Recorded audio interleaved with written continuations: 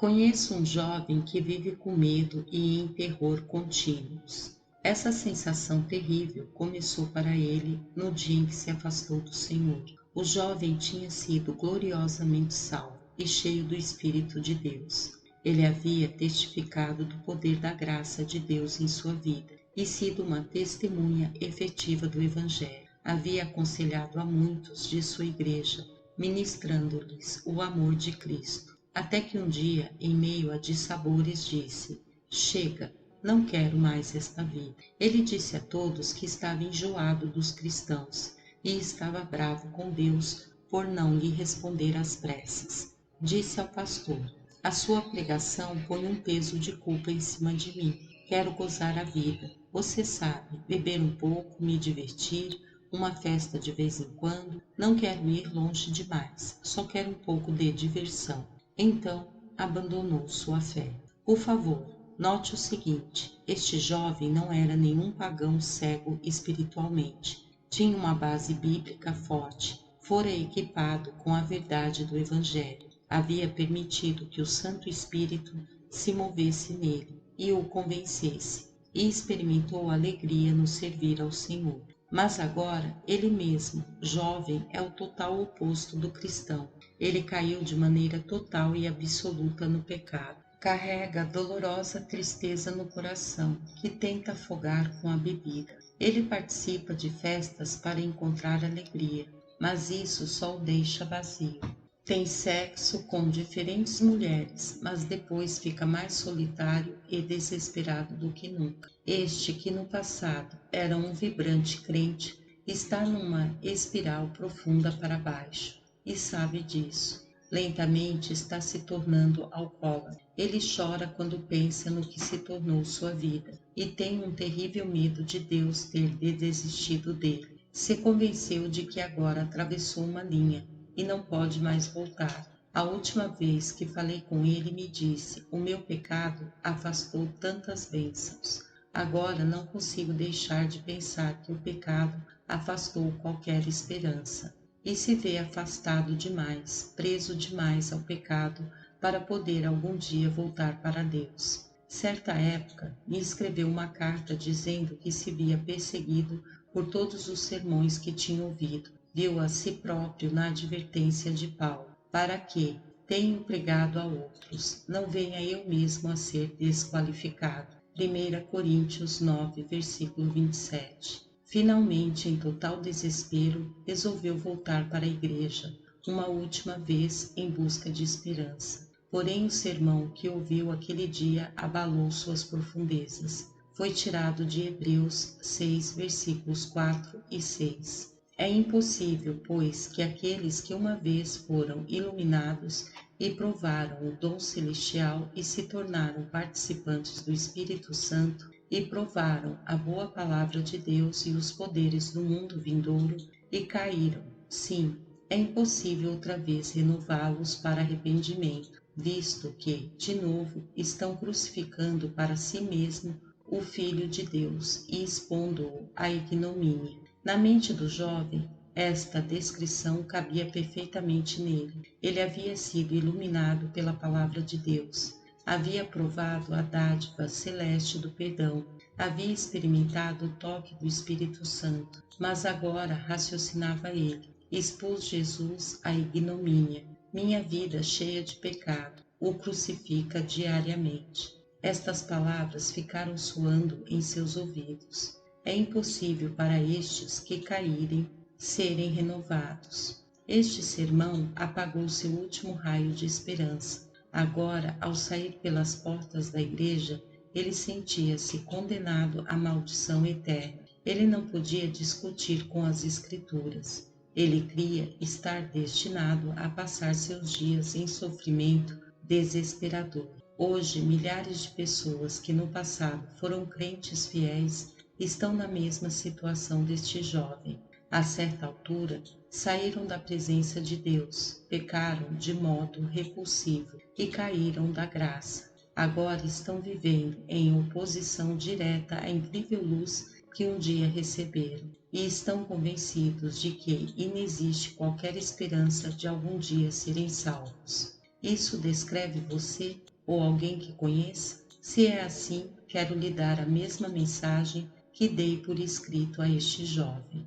Nos últimos 40 anos tenho visto multidões de pessoas perdidas vindo a Cristo. Como fundador do Ministério do Desafio Jovem, tenho testemunhado milhares e milhares de pessoas chegarem à salvação em Jesus. Muitas destas haviam sido consideradas casos totalmente desesperadores. Entre elas se incluíam viciados em drogas e no álcool, traficantes de drogas e ladrões, homossexuais e prostitutas, ateus e adoradores do diabo, criminosos embrutecidos e membros de gangues. Observei aterrado estas pessoas sendo maravilhosamente transformadas pelo poder de Cristo. Elas recebiam cura, renovação, libertação completa da escravidão e cresciam poderosamente na palavra e na graça de Deus. Mesmo assim, às vezes Satanás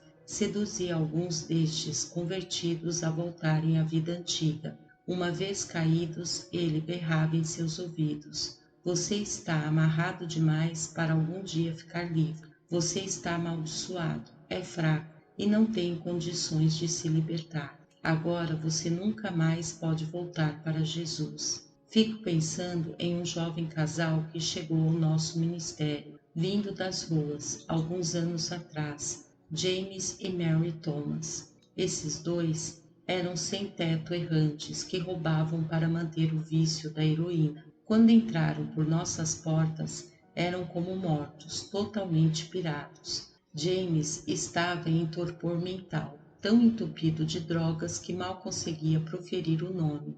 Mary era alcoólatra, uma imagem deprimente de pele e osso. Porém, Deus operou uma obra milagrosa nesse casal. Ambos foram maravilhosamente salvos. O Senhor então os restaurou fisicamente, trazendo cor aos seus rostos e o peso de volta aos seus corpos.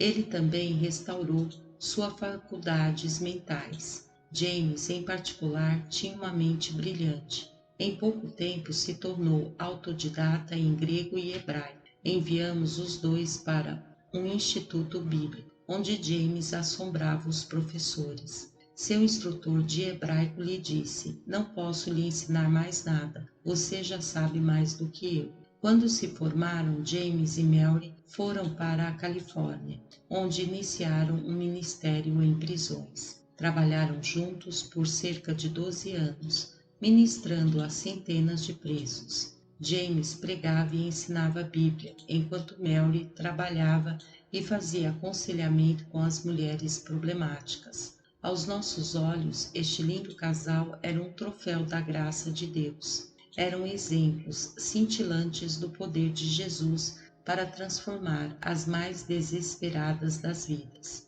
De algum modo, porém, após anos de serem tão abençoados por Deus, Mary ficou desencorajada. Satanás conseguiu seduzi-la de volta para o alvo. Os dias que se seguiram foram um inferno vivo para ambos. Enquanto Thomas ministrava nas cadeias, Mary escapulia para os bares. Às vezes ficava fora a noite toda. James tinha de sair procurando por ela, e muitas vezes a encontrava caída na sarjeta desmaiada. Ao ficar sóbria, ela dizia a ele: "Não sei o que aconteceu, voltei para o álcool de novo. Simplesmente não consigo acabar com este hábito." Então uma noite Mary desapareceu e James não conseguiu encontrá-la. Várias semanas se passaram. James ficou tão perturbado na época que o convidamos para vir à sede de nosso ministério no Texas. Eu nunca havia visto um homem tão machucado, mas ele me disse: "Não vou desistir dela, sei o que Deus fez por nós." 3 dias mais tarde, Mary telefonou de um hospital. A polícia a havia encontrada meio morta no meio da rua. Ela havia se prostituído e tinha sido muito espancada. James pegou um avião para buscá-la e a trouxe ao nosso rancho para se recuperar. Ao entrarem, ninguém reconhecia Mel. Seu rosto estava desfigurado, os lábios inchados e a pele preta e azulada. Após Mary ter repousado e começado a se curar, todos começamos a ministrar o amor de Deus a ela, mas ela não conseguia aceitar. Ela sabia Hebreus 6, 4 a 6 de cor e o citava para nós. É impossível renová-los se caíram. Ela sabia que havia provado o dom celestial e se tornado participante da palavra de Deus. Agora estava abalada pelo fato de estar crucificando o Salvador de novo. Ela só conseguia dizer: para mim acabou. Já preguei para os outros, mas veja no que me tornei. Rejeitei o amor de Jesus, pequei contra a luz. Ele não pode me pegar de volta agora. Ela achava que estava destinada a cair de novo nos velhos costumes e acabar seus dias na rua. Agora só queria morrer. Voltarei à história de Mary, mas por enquanto quero examinar o significado da passagem.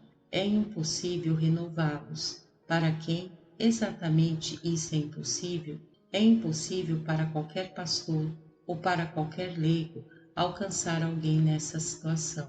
Mary Thomas sabia que eu a amava. Ela também me respeitava como ministro da palavra de Deus. Porém, mesmo assim, Mary não queria ser alcançada. Nenhuma promessa da palavra de Deus conseguia tocá-la, nem mesmo o amor cheio de compaixão vindo de seu piedoso marido conseguia movê-la. Seus ouvidos pareciam trancados, o coração endurecido, a alma inatingíveis por convencimento da parte de Deus. Assusta tentar ministrar a um crente que tenha caído tão fundo no pecado. Parece que quanto mais espiritual a pessoa era, mais difícil é alcançá-la quando cai. Você pode falar a ela como oráculo de Deus, viver a emoção da cruz na frente dela, passar-lhe a intimidade do coração de Jesus. Porém, mesmo assim, seu coração continua uma pedra. A pessoa diz: me sinto na beira de um buraco negro. Se cair, nunca mais vou sair. Porém, apesar disso, não tenho a mínima força para me afastar. O meu medo é perder tudo e acabar no inferno. Jeremias profetiza sobre esta situação. Dir-lhe-ás, pois, todas estas palavras, mas não te darão ouvidos. Chamá-lo-ás, mas não te responderão. Jeremias 7:27. Igualmente, Jesus disse o seguinte em relação àqueles que endureceram o coração para sua palavra: o coração deste povo está endurecido, de mau grado ouviram com os ouvidos e fecharam os olhos. Mateus 13, versículo 15. Já vi multidões de perdidos responderem à minha pregação. Estes incluíam os mais vis pecadores, terríveis chefes de gangues, líderes de bruxaria, estupradores em série, até assassinos. Antes de estas pessoas virem a Jesus, eram insensíveis no pecado, porém não eram insensíveis ao Evangelho, como os crentes descritos em Hebreus 6, versículos 4 a 6. Pode crer, é impossível para qualquer ministro alcançar e renovar estes crentes que caíram, porque eles permitiram que o diabo lhes convencesse: você pecou em demasia contra a luz, agora é tarde demais, simplesmente não dá para você ser alcançado. É impossível que os entes queridos e os amigos os renovem. Nenhum esposo amou a esposa mais do que James Thomas. Este homem nunca deixou de amar Mary, mesmo ela tendo agido como meretriz. Eu ficava impressionado vendo-o cuidando dela naqueles dias dolorosos e difíceis. Esta mulher havia sido usada e surrada por outros homens, mas agora o esposo sentava-se pacientemente cuidando dos machucados, lavando seu rosto e chorando por ela. Contudo, ainda mais incrível era que o grande amor de James e sua compaixão não derretiam o coração de Mary. Ela simplesmente não se comovia, nem por lágrimas e nem pela ternura. Ela parecia estar totalmente fora do alcance de qualquer gesto ou poder humano. Vi o mesmo tipo de distanciamento em esposos rebeldes e enganosos que deixam a família. As esposas suplicam: amor, eu lhe perdoo, não importa o que você fez. Estou casada há 25 anos e quero que nosso casamento funcione. Eu o amo e preciso de você. Os filhos agarram as pernas do pai e choramingam. Papai, por que o senhor está indo embora? Não vá, não deixe a mamãe e nós. Mas nada pode mover estes homens. Já se prenderam a outra mulher e estão prontos para jogar fora a vida e a família. Não há amor humano que os possa alcançar. Uma vez conheci um jovem pastor, uma ótima pessoa, casado com uma bela jovem. Este ministro era testemunha eficiente aqui nas ruas de Nova York.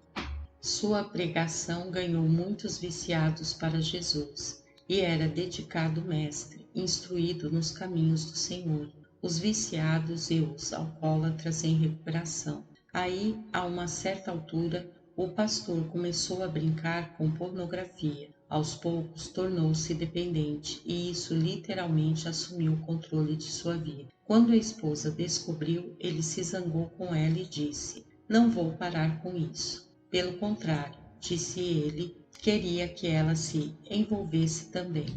Ela ficou horrorizada. Quando recusou, ele ficou bravo e começou a sair com outra mulher. Por semanas, esta esposa implorou: "Você sabe que está abrindo a alma para o diabo. Se não parar, o diabo vai lhe possuir." Mas ele não quis ouvir. Finalmente, sua esposa pediu que eu falasse com ele. Eu o fiz, lembrando o jovem ministro da obra do Senhor em sua vida, das claras advertências da Bíblia e do nosso amor por ele. "É tarde demais", me disse. "Fiquei viciado, abandonei o ministério e não amo mais a minha esposa.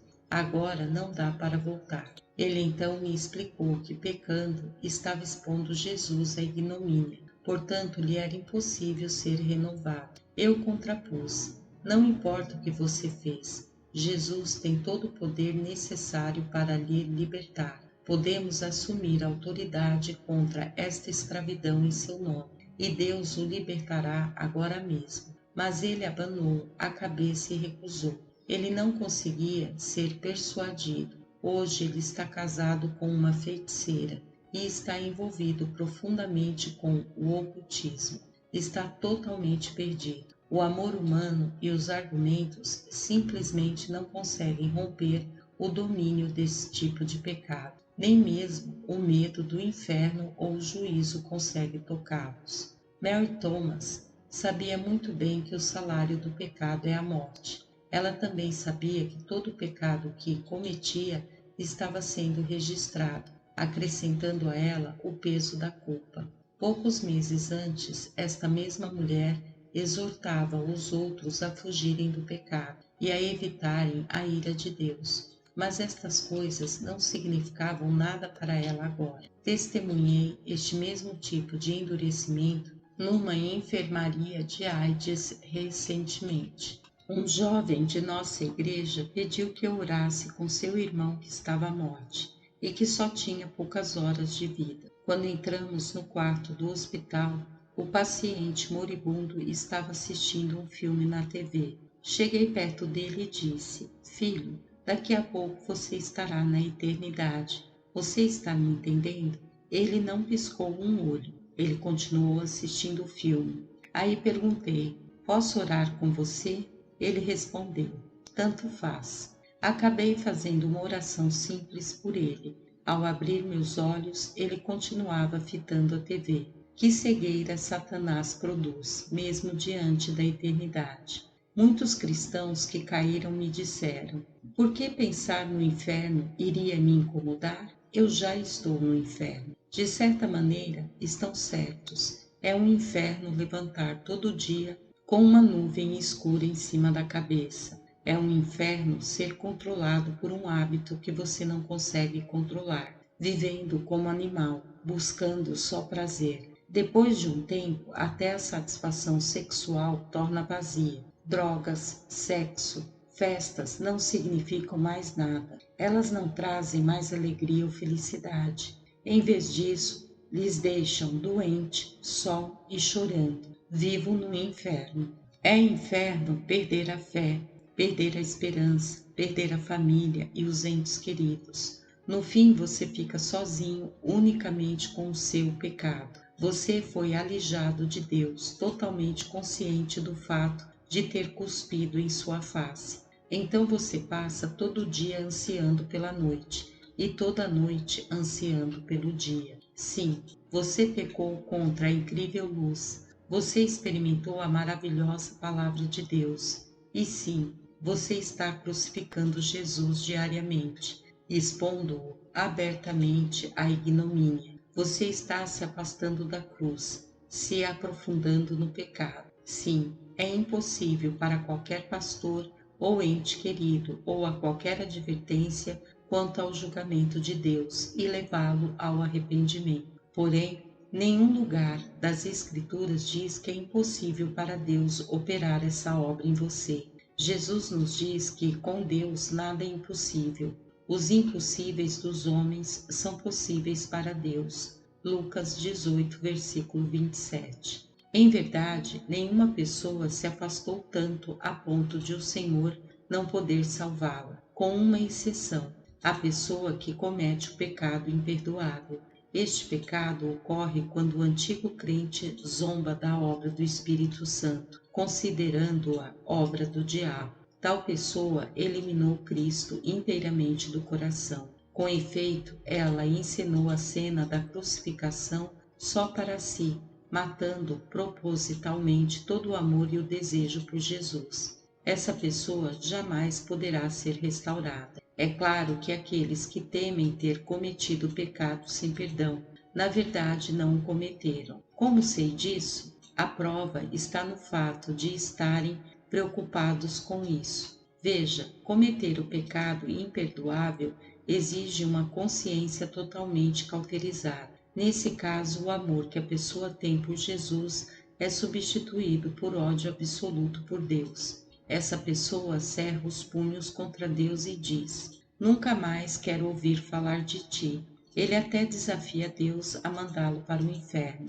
Uma pessoa assim odeia tudo que é santo e puro e busca a oportunidade para crucificar Jesus de novo. Zomba de tudo que tem a ver com Deus, afirmando, por exemplo, Jesus é gay.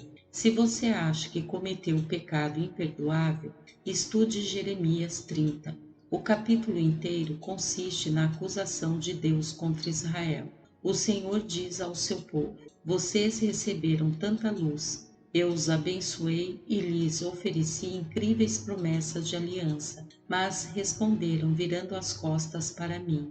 Jeremias profetiza a eles: porque assim diz o Senhor: teu mal é incurável, a tua chaga é dolorosa, não há quem defenda a tua causa. Para a tua ferida não tens remédio, nem emplasto. Todos os teus amantes se esqueceram de ti, já não perguntam por ti, porque te feri com ferida de inimigo e com castigo de cruel, por causa da grandeza da tua maldade e da multidão de teus pecados. Tua dor é incurável, por causa da grandeza de tua maldade e da multidão de teus pecados. É que eu fiz estas coisas. Jeremias 30, versículos 12 a 15. O Senhor está dizendo em essência: os seus terríveis pecados lhe deixaram doente e enfermo. Você se tornou completamente depravado. E agora a ferida está tão profunda que não pode ser curada. Você não tem remédio. Contudo, a palavra de Deus aqui se refere à cura humana. Não há poder na terra que possa curar uma ferida destas. Seria uma impossibilidade absoluta, mas nunca é impossível para Deus. Apenas 2 versículos adiante, o Senhor diz a estas mesmas pessoas incuráveis: porque te restaurarei a saúde e curarei as tuas chagas, pois te chamaram a repudiada, dizendo: é Sião, já ninguém pergunta por ela. Capítulo 30, versículo 17. Deus estava dizendo ao povo: todos desistiram de vocês, dizendo que tinham ido longe demais. Eles os veem como crianças perdidas, sem esperança e abandonadas. Mas por causa disto vou lhes curar. Todos dizem que vocês são párias, beberrões, derrotados e que não prestam. mas vou lhes restaurar. Terei misericórdia de vocês e curarei todas as suas feridas. É exatamente isso que o Senhor fez por Mary Thomas. As pessoas tinham desistido dela, inclusive os amigos que a amavam. Eles simplesmente não conseguiam dar jeito numa situação tão desesperadora. Eles a viam como não arrependida, como meretriz alcoólatra, e achavam que Deus a havia entregue ao pecado. Diziam: James deveria se divorciar dela e colocá-la numa instituição.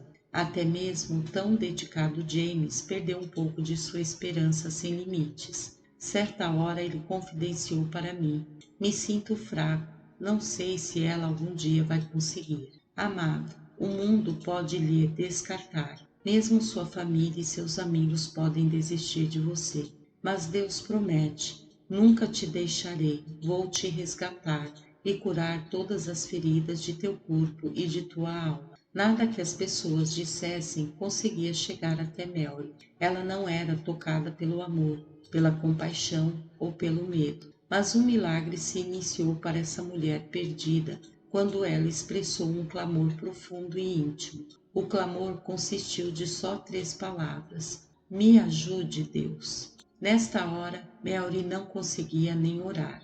Ela não conseguia se dirigir a Deus. Mesmo assim, repetidas vezes no fundo do coração, ela gritava: Jesus, me ajude. Finalmente, ela começou a realmente verbalizar as palavras: Senhor, estou arrasada, tão afundada no pecado. Por favor, me ajude. As palavras de Mary repetiam os pedidos de Davi ao Senhor. Das profundezas clamo a ti, Senhor.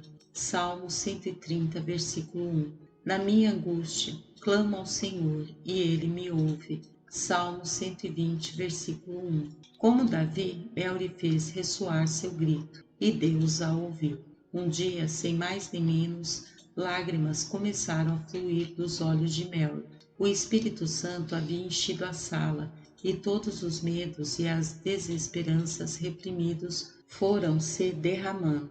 O poder do perdão de Cristo inundou sua alma e a lavou da imundície, da raiva e da culpa. Logo a alegria encheu sua alma e ela começou a rir e a se rejubilar. Todos ficamos observando, espantados, esta mulher, restaurada e renovada, elevando as mãos e começando a adorar o Senhor.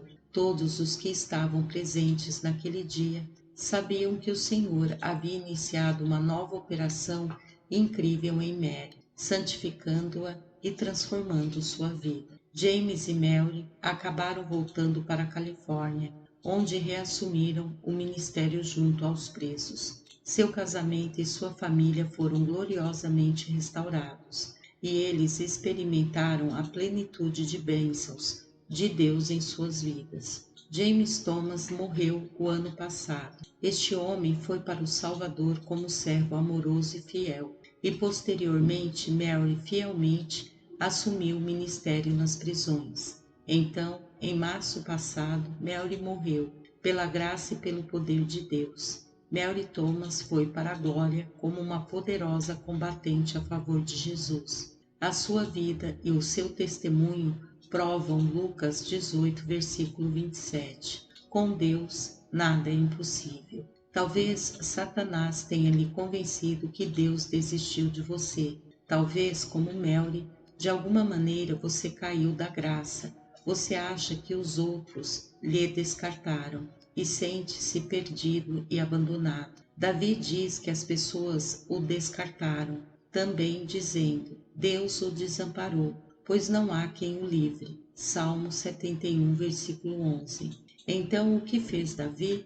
Ele fez o que Mary Thomas fez. Das profundezas do desespero, ele clamou: Deus, me ajude. Verso 71, 12. O Senhor ouviu o grito de Davi e o restaurou. Tu que me tens feito ver muitas angústias e males, me restaurarás ainda a vida, e de novo me tirarás dos abismos da terra. Aumenta minha grandeza, conforta-me novamente. Salmo 71, versículos 20 e 21. Talvez Hebreus 6, 4 e 6 tenha-lhe convencido que você não possa ser renovado para o arrependimento. Simplesmente você não consegue crer que Deus lhe perdoará por crucificar Jesus diariamente e o expor abertamente à ignomínia.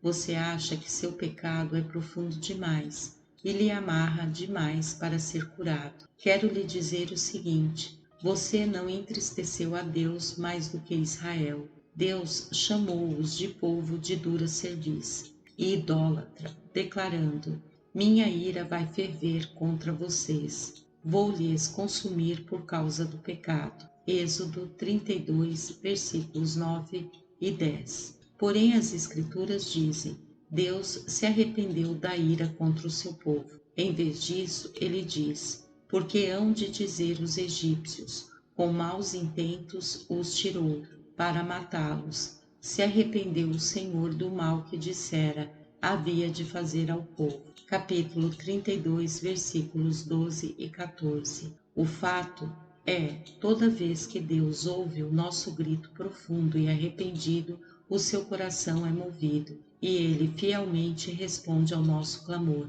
nos restaurando, nos curando e nos renovando para o arrependimento. Você pode ser tentado a adiar seu clamor para ele. Pode pensar: se Deus pode me tirar deste poço, com certeza posso esperar um pouco e me entregar mais um tanto ao pecado. Mas a Bíblia nos diz: eis agora o dia da salvação. 2 Coríntios 6, versículo 2. Não pense que você pode esperar chegar outra hora para invocar ao Senhor.